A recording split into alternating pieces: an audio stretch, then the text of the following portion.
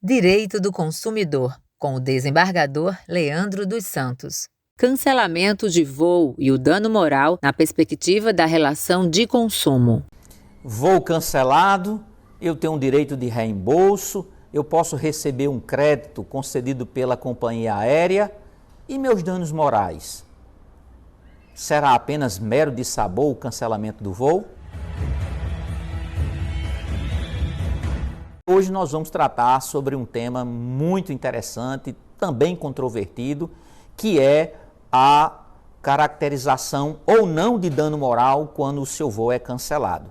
E o aspecto mais importante hoje é exatamente a alteração que foi feita no Código Brasileiro de Aeronáutica por essa lei agora de 2020, com essa alteração de 2021. Estou falando da lei 14.034 de 2020. Por que isso? Porque ela acrescentou o artigo 251-A no Código Brasileiro de Aeronáutica para exigir que o dano extrapatrimonial seja devidamente comprovado no aspecto do prejuízo para o passageiro.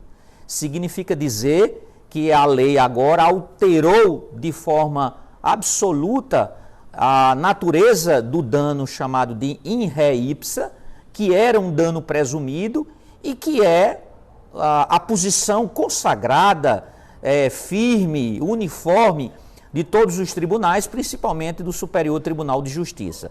Então eu repito, a lei, essa lei novinha, a lei da pandemia, que veio trazer novas regras para o contrato de transporte aéreo, criou um novo artigo no Código Brasileiro de Aeronáutica, que foi o artigo 251-A, e nesse artigo o legislador foi taxativo.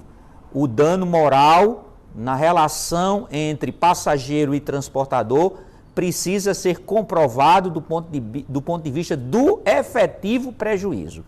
E aí eu digo, fazendo a minha crítica à citada lei, que o legislador ele não foi feliz porque ele altera essa consagrada jurisprudência que definiu o chamado dano moral presumido. Ou seja, se você sofre um constrangimento por força de um cancelamento de voo, essa lesão ela é interna, ela é interior, é a turbação de ânimo, é a alteração psíquica, é o constrangimento. Você experimentou todos aqueles sintomas e aí como é que você vai materializar isso no processo, seja administrativo, requerendo dano moral ou mesmo judicial? Como eu posso provar o efetivo prejuízo experimentado?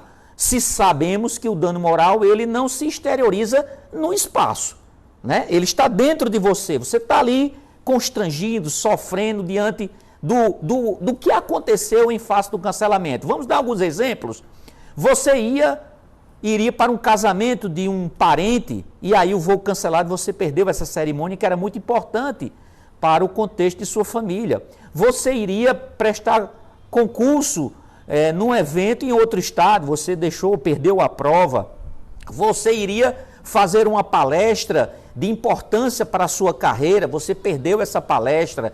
E isso, o prejuízo material, nós não estamos discutindo o prejuízo material que você deixou de ganhar em face do ato ilícito cometido pela empresa de transporte aéreo, mas o que a lei está dizendo é que o dano moral precisa ser, o prejuízo decorrente dessa falha na prestação do serviço precisa ser comprovada. E aí eu mantenho o meu entendimento, a doutrina é muito clara, a jurisprudência é muito clara, de que o dano moral no transporte aéreo é in re ipsa, ou seja, ela decorre do próprio fato, do próprio cancelamento, e por isso é presumido. E eu vou citar literalmente a decisão do STJ agora, novinha, do dia 21 de junho, da ministra Maria Isabel Galotti. E no que nos importa falar é exatamente essa posição de que a natureza do dano moral do transporte aéreo decorrente da falha do transporte aéreo é presumido, é in re ipsa e, portanto, não precisa comprovar esse prejuízo. O que ainda vai ficar relevante discutir ou continuará sendo importante discutir é essa abordagem sobre esse fato não ser dano moral por ser um mero dissabor. E isso realmente é muito controvertido, porque hoje já surge com muita força a teoria do desvio produtivo, que vem trazer uma nova luz para essa questão do dissabor.